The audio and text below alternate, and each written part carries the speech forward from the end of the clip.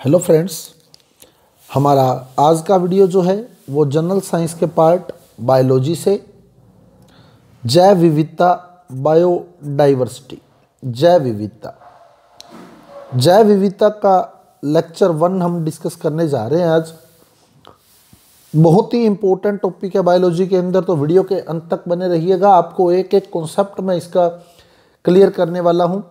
Topic शुरू करने से पहले सब्सक्राइब कर दें हमारे YouTube चैनल को और साथ ही साथ बेल आइकन का बटन भी ऑन कर दें, क्योंकि हमारे YouTube चैनल पर आपको रीट, पटवार, SI, कांस्टेबल, स्टेनो, ग्राम सेवक सभी कॉम्पिटिटिव एग्जाम्स की जनरल साइंस संबंधी वीडियो जो है वो प्लेलिस्ट में जाकर देखने को मिल जाएंगे। तो यदि आप किसी भी एग्ज़ाम की तैयारी कर रहे हैं तो जनरल साइंस के लिए फॉलो करें हमारे YouTube चैनल को। हमारे YouTube चैनल पर आपके लिए बहुत ही महत्वपूर्ण video time to time upload किए जा रहे हैं। उसमें सबसे महत्वपूर्ण पार्ट बायोलॉजी के अंदर जैव विविधता को आज हम शुरू करने वाले हैं। तो सबसे पहली बात, जैव विविधता है क्या? जैव विविधता क्या है? जैसे एक पर्टिकुलर क्षेत्र है, मान लो इस क्षेत्र के अंदर जीवों की बहुत सारी जातियां रहती हैं। तो एक पर्टिकुलर क्षेत्र में जीवों की बहुत सारी जातियां जो हैं वो निवास करती हैं। ये जातियां, जितनी भी जातियां इस क्षेत्र में रह रही हैं, ये आपस में समान नहीं होती, यानी इनमें किसी न किसी प्रकार की विषमताएं, विभिन्नताएं पाई जाती हैं। तो एक पर्टिकुलर क्षेत्र के अंदर जीवों की बहुत सारी जातियां रहती हैं, जिनमें किसी न किसी रूप से विभिन्नताएं या विषमताएं पाई जाती हैं। इसी को ही हम जैव विविधता के नाम से जानते हैं। यानी एक पर्टिकुलर क्षेत्र में जीवों में पाई जाने वाली विभिन्नताएं, विविधताएं, विषमताएं जैव विविधता कहलाती हैं। और जितने ज़्यादा जातियां जीवों की उस क्षेत्र में पाई जाएंगी वो किसी न किसी रूप में एक दूसरे से भिन्न होंगी। जितनी अधिक भिन्न जातियां पाई जाती हैं उस क्षेत्र को हम जैव विविधता का हॉटस्पॉट मानते हैं। जैव विविधता का हॉटस्पॉट यानी वहाँ जैव विविधता बहुत ज़्यादा होती है। तो यदि किसी क्षेत्र में जीवों की बहुत सारी प्रजातियां पाई जाती हैं तो वह क्षेत्र जैव विविधता के हॉटस्पॉट कहलाते हैं।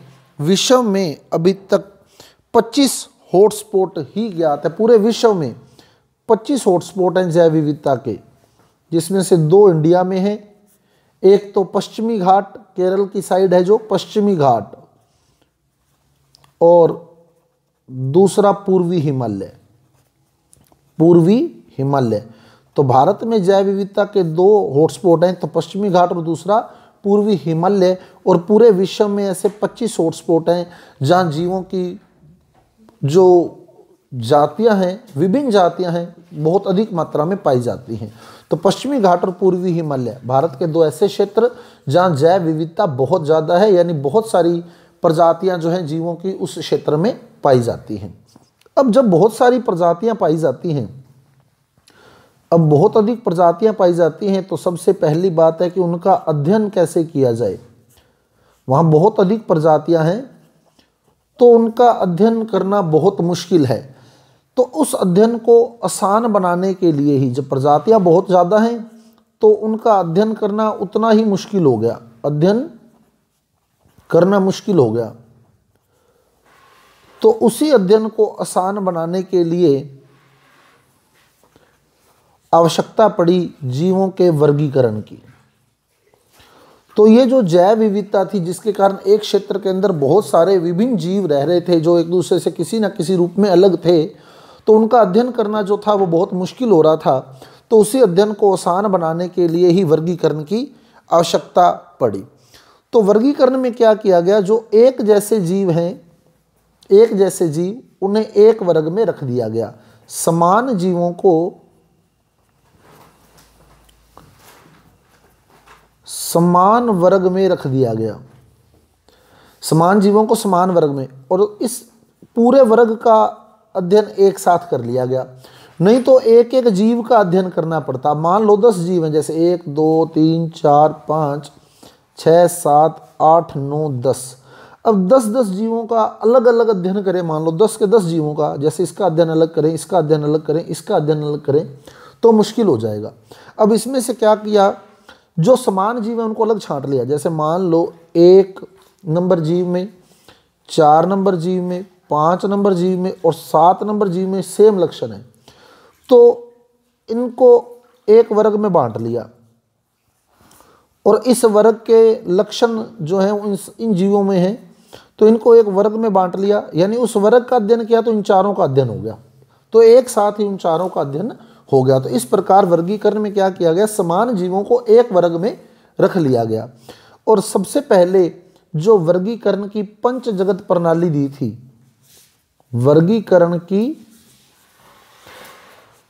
पंच जगत प्रणाली, अपने पूरा वर्गीकरण इकट्ठा डिस्कस करेंगे, लेकिन पंच जगत प्रणाली जो दी थी वो दी थी वी टेकर ने। वर्गीकरण की पंच जगत प्रणाली वी टेकर द्वारा दी गई थी। वी टेकर ने वर्गीकरण की पंच जगत प्रणाली दी थी, तो उसने सारी सृष्टि के जीवों को 5 वर्गों में बांटा था। 5 वर्गों में बांटा था। कौन कौन से,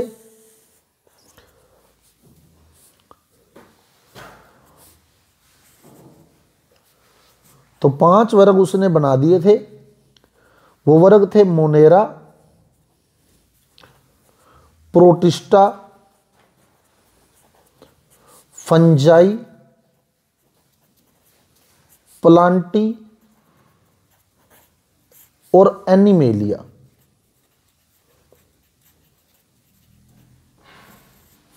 animalia, Monera, protista, fungi, Plantae और एनिमेलिया। अब इनके क्या क्या गुण थे, क्या क्या विशेषताएं थी मोनेरा में, प्रोटिस्टा में, फंजाई में, प्लांटी में और एनिमेलिया में, उनका हम डिस्कशन इस वीडियो में कर रहे हैं। तो सबसे पहले आया मोनेरा। मोनेरा जो था वो प्रोकैरियोट जीव थे। पहली चीज कि ये प्रोकैरियोट थे, एक कोशिक प्रोकैरियोट, एक कोशिक प्रोकैरियोट, एक कोशिक प्रोकैरियोट। प्रोकैरियोट क्या होता है, हिंदी में हम लोग इसको असीम केंद्रकी बोलते हैं। असीम केंद्रकी, इनका केंद्रक जो होता है वो स्पष्ट नहीं होता, यानी इनमें केंद्रक झिल्ली नहीं पाई जाती। यानी ऐसे जीवों में हम कह सकते हैं कि संगठित केंद्रक का अभाव होता है। सामान्यतः क्या होता है, कोशिका के बीचों बीच जो केंद्रक पाया जाता है उसके चारों ओर एक केंद्रक झिल्ली पाई जाती है। इस केंद्रक झिल्ली में गुणसूत्र पाए जाते हैं, केंद्रिका पाई जाती है, केंद्रक द्रव्य पाया जाता है। लेकिन जो प्रोकैरियोट होते हैं, असीम केंद्रकीय होते हैं, उनमें इस केंद्रक झिल्ली का अभाव होता है। तो वो जो केंद्रकीय पदार्थ है वो कोशिका द्रव्य में ही बिखरा रहता है। यानी हम कह सकते हैं कि इनमें संगठित केंद्रक और संगठित कोशिका द्रव्य नहीं होता। असीम केंद्रकीय में केंद्रक झिल्ली नहीं पाई जाती, संगठित केंद्रक और संगठित कोशिका द्रव्य नहीं होता। और पोषण के आधार पर जो, तो पहली चीज ये प्रोकैरियोट हैं, एक कोशिक हैं, एक कोशिकीय जीव हैं। और पोषण के आधार पर ये स्वपोषी भी हो सकते हैं और विषमपोषी भी हो सकते हैं। स्वपोषी जो अपना पोषण, अपना भोजन स्वयं बनाते हैं, और विषमपोषी जो अपना भोजन दूसरे प्राणियों से लेते हैं। तो इसमें मोनेरा में जीवाणु रखे गए। जीवाणु जो है वो मोनेरा का उदाहरण है। इसके अलावा साइनोबैक्टीरिया, साइनोबैक्टीरिया नीलहरित शैवाल, नीलहरित शैवाल इसी का एग्जाम्पल है। नीलहरित शैवाल, साइनोबैक्टीरिया, साइनोबैक्टीरिया। तो ये स्वपोषी है, साइनोबैक्टीरिया स्वपोषी होते हैं। नीलहरित शैवाल, साइनोबैक्टीरिया एग्जाम्पल है नीलहरित शैवाल का, जो स्वपोषी का उदाहरण है साइनोबैक्टीरिया। तो जीवाणु यानी बैक्टीरिया और नीलहरित शैवाल में साइनोबैक्टीरिया एग्जाम्पल जो है वो मोनेरा वर्ग में सम्मिलित है। मोनेरा क्या है, प्रोकैरियोट है। प्रोकैरियोट यानी जिनमें केंद्रक स्पष्ट नहीं होता, एक कोशिक होते हैं। पोषण के आधार पर ये स्वपोषी भी हो सकते हैं और विषमपोषी भी हो सकते हैं। जीवाणु, नीलहरित शैवाल, साइनोबैक्टीरिया इसके अंदर सम्मिलित है। उसके बाद चले हम प्रोटिस्टा पे। प्रोटिस्टा यूकैरियोट है। यूकैरियोट मतलब इसमें केंद्रक के चारों ओर केंद्रक झिल्ली पाई जाती है। तो जब ये यूकैरियोट है तो आगे वाले सारे यूकैरियोट हो जाएंगे, यानी प्रोकैरियोट में मोनेरा वर्ग है। क्लियर, प्रोकैरियोट में मोनेरा है, आगे सारे यूकैरियोट ही होने वाले हैं। प्रोटिस्टा जो है वो एक कोशिक है,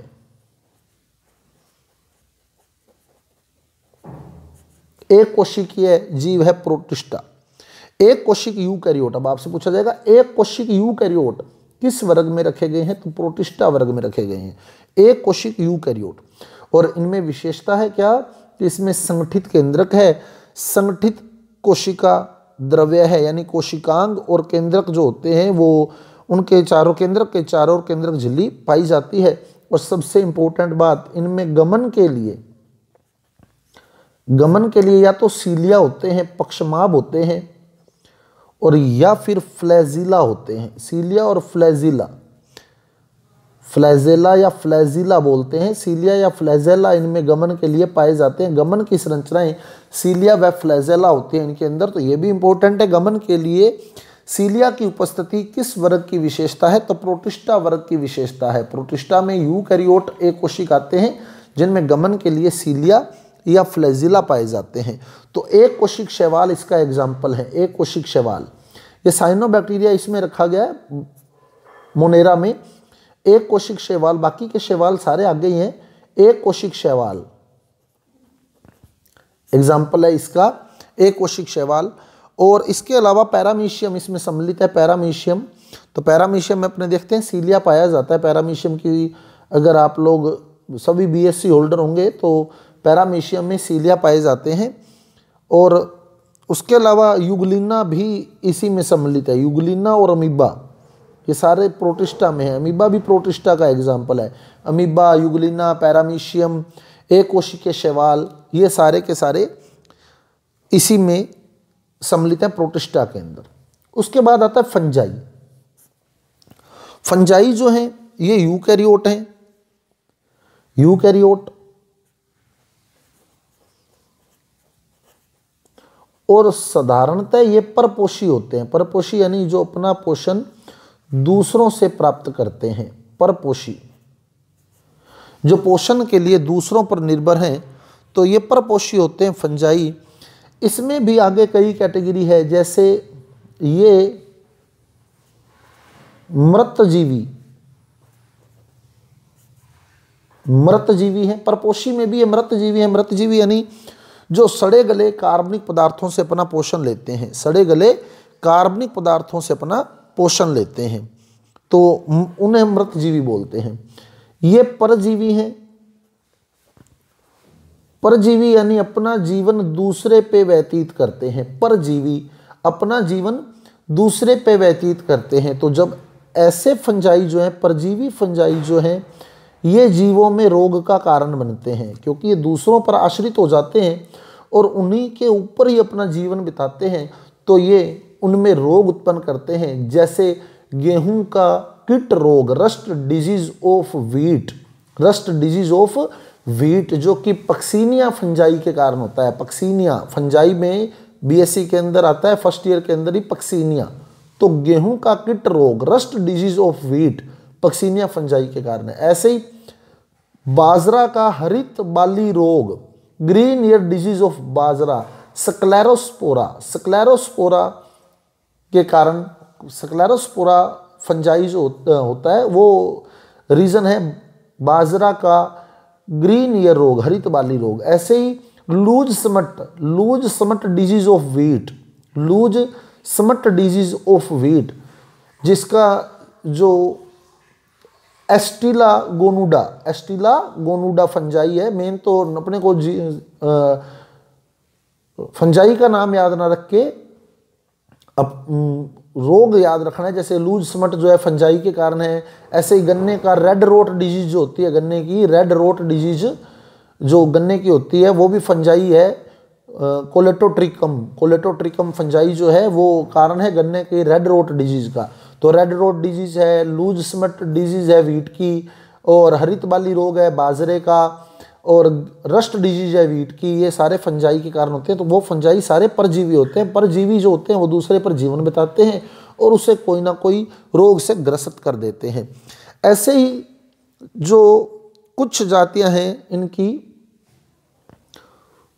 वो सहजीवी के रूप में भी पाई जाती हैं,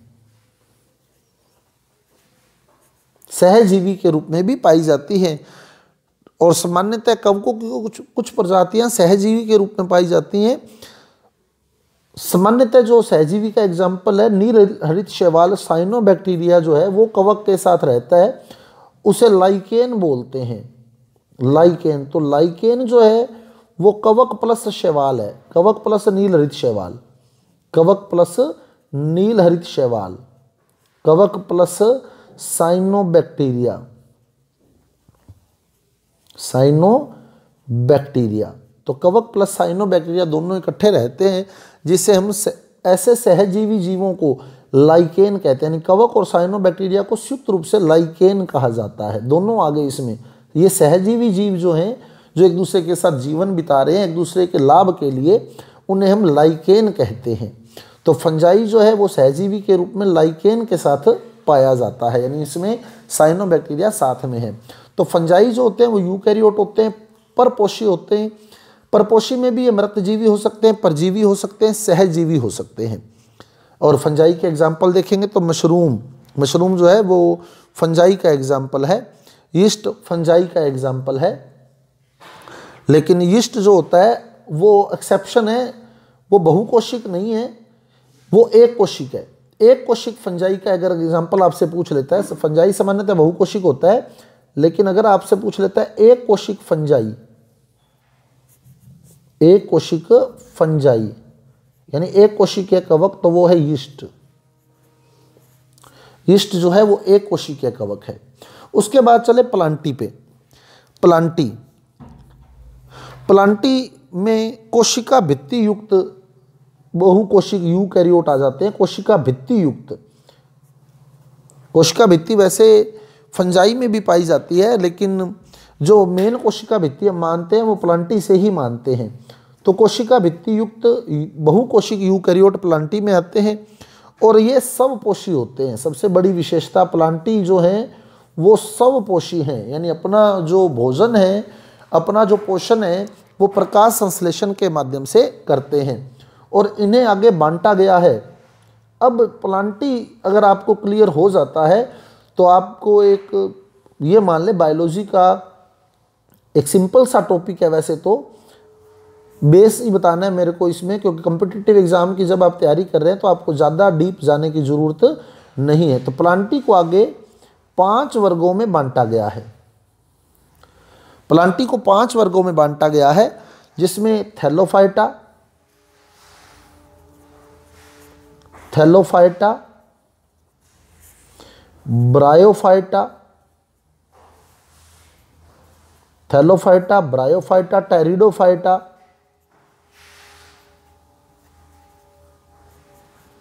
Thallophyta, bryophyta, pteridophyta, gymnosperm, gymnosperm जिसको हम अनावर्त बीजी बोलते हैं, जिम्नोस्पर्म, अनावर्त बीजी, नग्न बीजी और एंजियोस्पर्म आवर्त बीजी, एंजियोस्पर्म आवर्त बीजी, आवर्त बीजी। जिम्नोस्पर्म यानी अनावर्त बीजी। जिम्नोस्पर्म कौन से हैं? अनावर्त बीजी।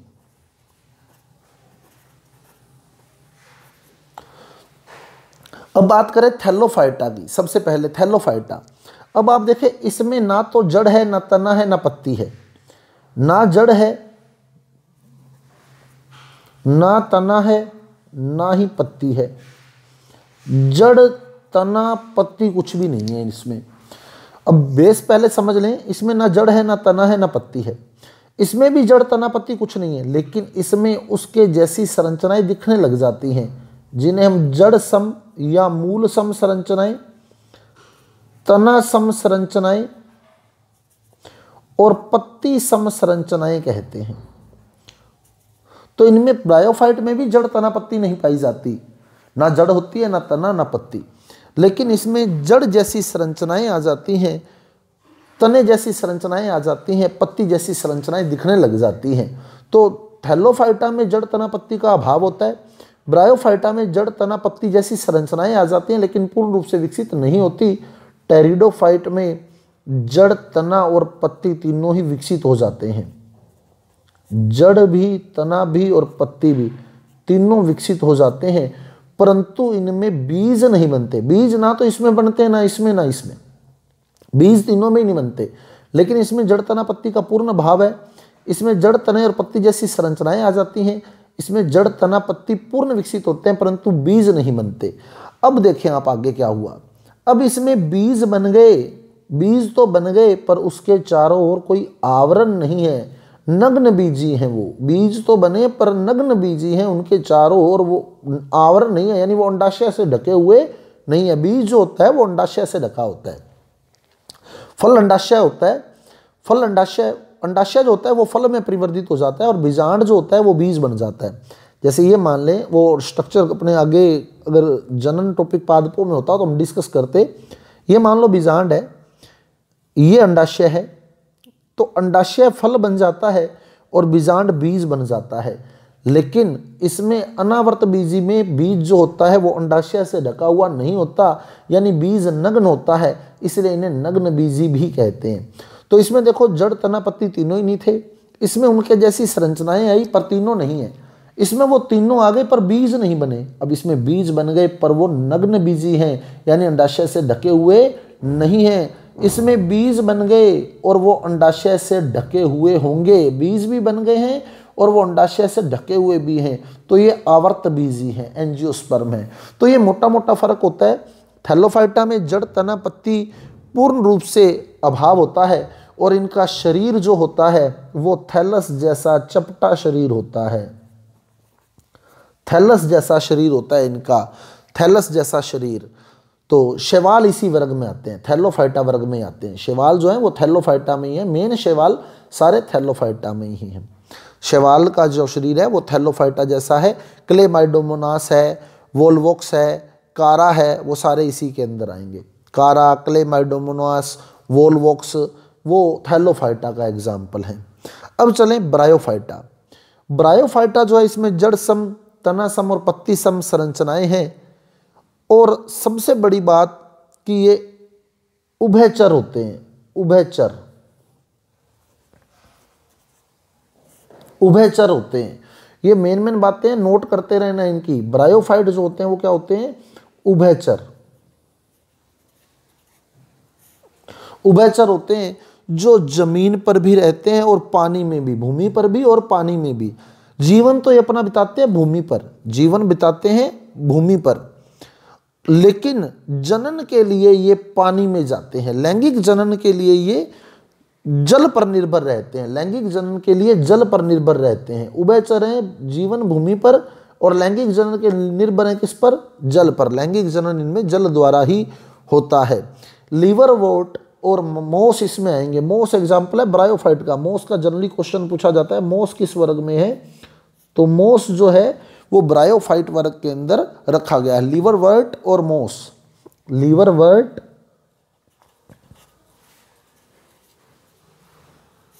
और मोस जो है वो ब्रायोफाइट के एग्जाम्पल है। मार्केंशिया, लीवरवर्ट जैसे मार्केंशिया, मार्केंशिया लीवरवर्ट में है। मोस फ्यूनेरिया, फ्यूनेरिया फेमस नाम है, बीएससी के अंदर हमने पढ़े होंगे। मार्केंशिया, फ्यूनेरिया, मार्केंशिया जो है वो लीवरवर्ट है।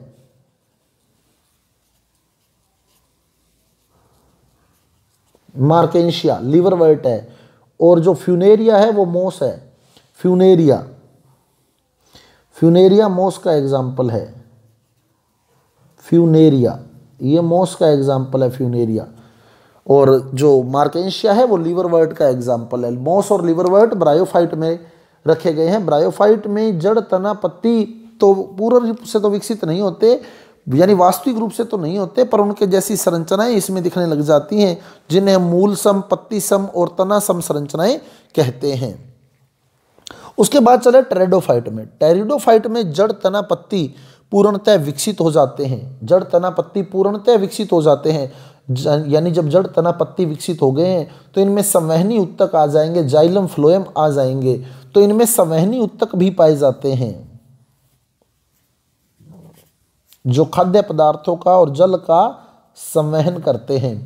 संवहनी उत्तक इनमें पाए जाते हैं, परंतु इनकी विशेषता मैंने अभी बताई थी आपको कि इनमें बीज नहीं बनते, इनमें बीज नहीं बनते। टेरिडोफाइट की विशेषता है इसमें जड़ तना पत्ती विकसित हो जाते हैं। संवहनी उत्तक भी इनमें आ जाता है, जाइलम फ्लोएम इनमें आ जाते हैं, पर इनमें बीज नहीं बनते, बीज उत्पन्न करने की क्षमता नहीं पाई जाती, इसलिए इन्हें बोलते हैं क्रिप्टोगैम्स। Cryptogams, cryptogams. क्रिप्टोगैम्स क्या होता है? देखो, बीज से ही नया पादप बनता है। जनरली अपने जो पढ़ते हैं बीज से नया पादप बनता है, यानी जनन की जो क्रिया है वो बीज के माध्यम से ही होती है। किसी पादप से नया पादप बनना मतलब जनन हो गया, और जनन की क्रिया सामान्यतः बीज से ही होती है। अब देखो, जनन की क्षमता इसमें भी है, इसमें भी, इसमें भी।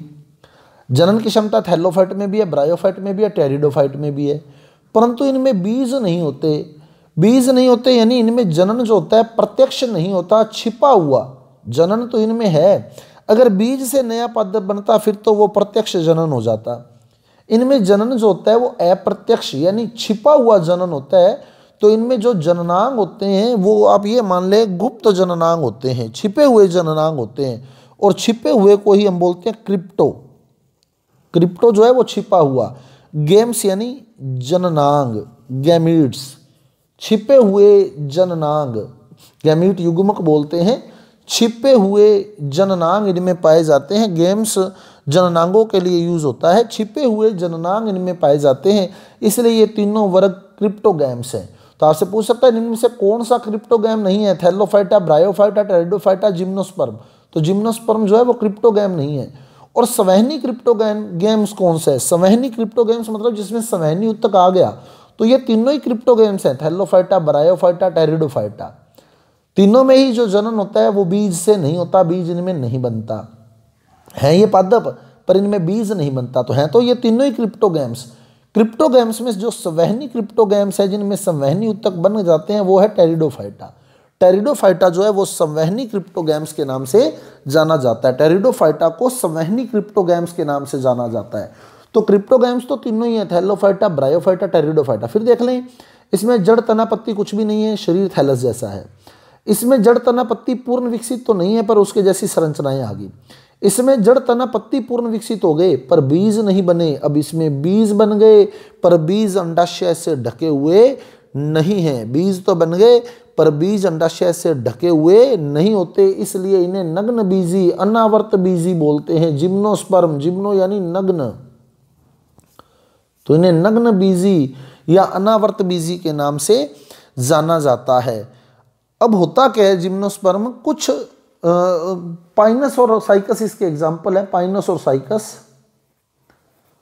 अब इनके बारे में भी बहुत इंपॉर्टेंट बात मैं आपको बताने वाला हूं, पाइनस और साइकस के बारे में भी। सिर्फ कॉम्पिटिटिव एग्जाम्स के अकॉर्डिंग ही हमारा टॉपिक चल रहा है।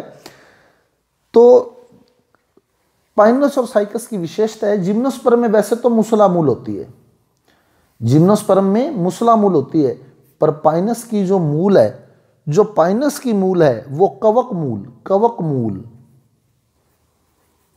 कवक मूल अगर आपसे पूछ लेता है कवक मूल किस जिम्नोस्पर्म में पाई जाती है, तो कवक मूल जो है वो पाइनस में पाई जाती है, क्योंकि इसकी जो जड़ें होती हैं वो कवक के साथ सहयोग कर लेती हैं, कवक के साथ सहयोग कर लेती हैं, इसलिए इनकी जड़ों को कवक मूल कहते हैं। और जो साइकस की जड़ें हैं, जो साइकस की जड़ें हैं मूसलामूल, उन्हें बोलते हैं परवाल मूल, परवाल मूल।